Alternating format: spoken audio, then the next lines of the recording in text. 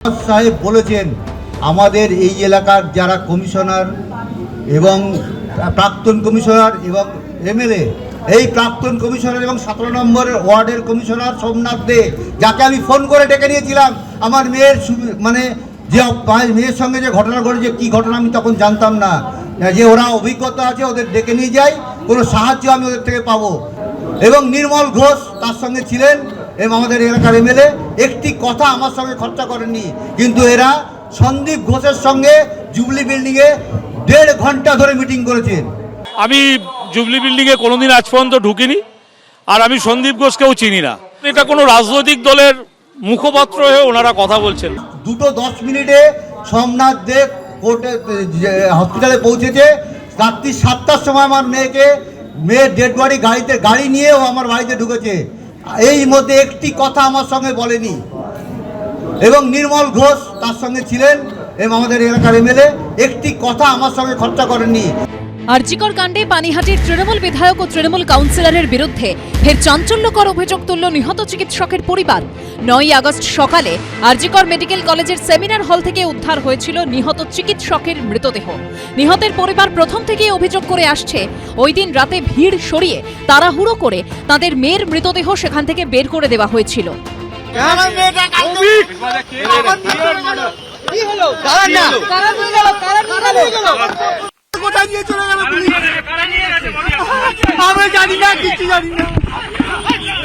মৃতদেহের শেষকৃত্যের ক্ষেত্রেও অত্যন্ত তাড়াহুড়ো করা হয় বলে প্রথম থেকেই অভিযোগ তুলে আসছে নিহত চিকিৎসকের পরিবার। পানিহাটির তৃণমূল কাউন্সিলরের বিরুদ্ধে জোর করে সই করিয়ে নেওয়ারও অভিযোগ তুলেছিলেন নিহত চিকিৎসকের মা বাবা। রিসার্চ সার্টিফিকেট যেটা বডি হ্যান্ডওভার যে সার্টিফিকেটটা, ওটা উনি আমাকে জোর করিয়ে একমাত্র সাইন করিয়ে নিয়েছেন। কোথায় আরজিকরে? হ্যাঁ, আরজিকরে। কে কাউন্সিলর? সোমনাথ দে। কি সাদা কাগজে না কোনো ফর্মে? না ফর্মেই। ফর্মে। শুধু কাউন্সিলর সোমনাথ দেই নন, 9 আগস্ট দুপুরে আরজিকর মেডিকেলে গিয়েছিলেন তৃণমূল বিধায়ক নির্মল ঘোষও। গিয়েছিলেন নিহত চিকিৎসকের বাড়িতেও, শ্মশানেও উপস্থিত ছিলেন তিনি। তদন্ত চলাকালীন তাঁকে সিজিওতে ডেকে 7 ঘন্টা জিজ্ঞাসাবাদও করে সিবিআই। শনিবার সোদপুরে দ্রোহের প্রজাতন্ত্রের মঞ্চ থেকে ওই তৃণমূল কাউন্সিলর ও তৃণমূল বিধায়ককে নিয়ে ফের বিস্ফোরক অভিযোগ করলেন অভয়ার মা বাবা।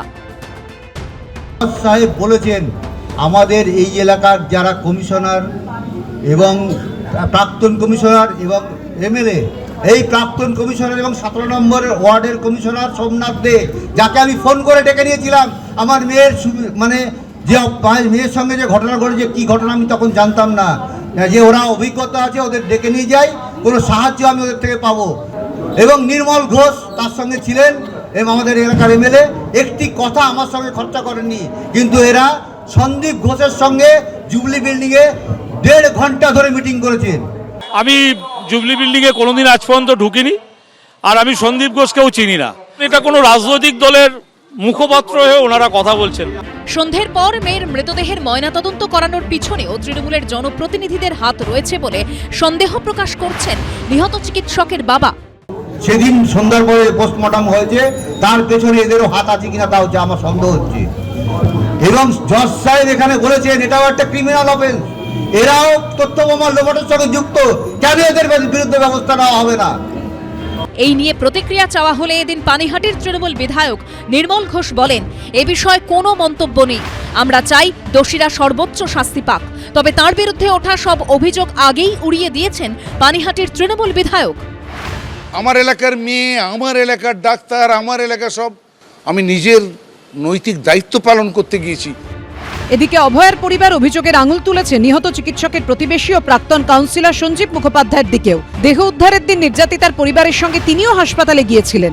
সেমিনার হলে মৃতদেহ দেখা ছাড়াও শেষকৃত্যের আগে শ্মশানের নথিতে সই করেন এই সঞ্জীব মুখোপাধ্যায়। তার বিরুদ্ধেও বিস্ফোরক অভিযোগ করেছেন নিহতের বাবা।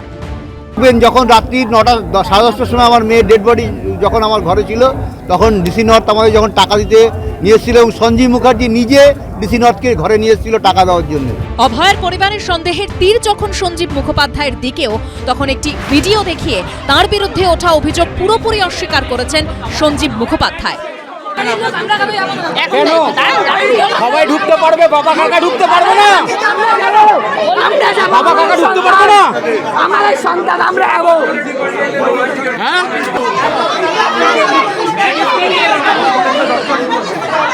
এই যে 9 তারিখ আন্দোলন 14 তারিখ আন্দোলন যেগুলো দেখাচ্ছেন না, সেই দিন কিন্তু একা আমি ছিলাম ওখানে।